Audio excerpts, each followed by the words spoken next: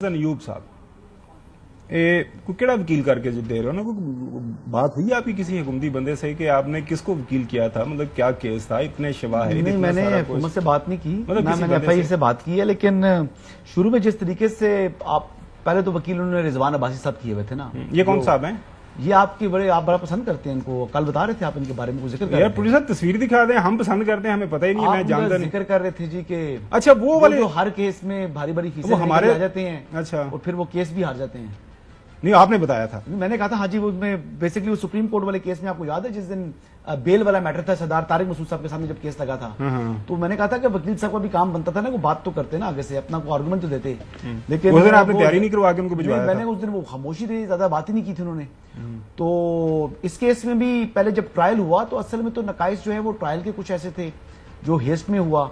और सेकंड देखें, इस पे मैं फिर एक बात करता हूं कि वकील का काम था कि उसको यानी वो ज्यादा सजा दिलवाने के चक्कर में अपना केस ही उन्होंने जो है ना वो कितनी सजा चाहिए जैसे मेरे ख्याल से इसमें 2 साल वाली सजा के ऊपर अगर रहता ना ये मामला फायदा, तो उसमें देखिए साइफर तो गायब हुआ ना, और हमारे ही एयरवाई के प्रोग्राम में मारिया मेमन साहिबा को बानी चेयरमैन ने कहा कि जी वो कॉपी मुझसे गुम हो गई है।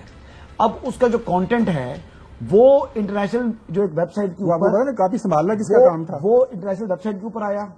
अच्छा, प्रॉब्लम ये थी कि एक जो साइफर की कॉपी जो दीगर कॉपीज थी उनको रिकॉर्ड के ऊपर लेकर आना था किसने, हमारे जो वकील साहब थे मोजेस जो ट्रायल के अंदर। अच्छा, ये भी भूल गए वो, उन्होंने ये भी भूल गए जी, उन्होंने ये भी नहीं किया। साजिश है इसके आपने पीछे उसको ट्रायल में रिकॉर्ड के ऊपर नहीं लेकर आए, उसको क्लासिफाइड कर लेते और डीक्लासिफाई कर लेते, डीक्लासिफाई करके वैसे ही छाप चुके थे बानी चेयरमैन साहब उसको, पूरा कंटेंट वो बाहर छप चुका है, उनसे कॉपी गुम हुई है ना। उन्होंने कहा था कि मैं खेलूंगा, उन्होंने ऑडियो लीक भी मैंने खुद सुनी है ना कानों से, फ्रांसिक विषय आप करवा के चेक कर लीजिएगा। मेरा तो ख्याल है केस होना कि चाहिए। वो बानी चेयरमैन साहब है। अच्छा, वो बानी चेयरमैन साहब की आवाज है, मैं तो बड़ा कन्विंस हूँ, लेकिन आप फ्रांसिक उसको जरूर कराइएगा। मैं क्यों चेक कराइएगा, अंदाजा कर रहे हैं इतने। अच्छा, आपको शुभा लग रहा है, जिसको पैसे देते हैं, हुकूमत जिसको पैसे देते हैं वकील है, तो उनकी ऑडियो भी मौजूद थी। ये वकील साहब ने वैसे कमाल ऑडियो के फॉरेंसिक करवाए, वकील ने कमाल किया, वो वकील ने कमाल किया जी। वकील साहब मुलाकात हुई कभी दूसरी बात अभी हुई कई दफा। अच्छा, दूसरी बात जो शाह महमूद साहब के हवाले से कह रहे थे ना कि 38 केसेस जहां हैं 17 उधर हैं,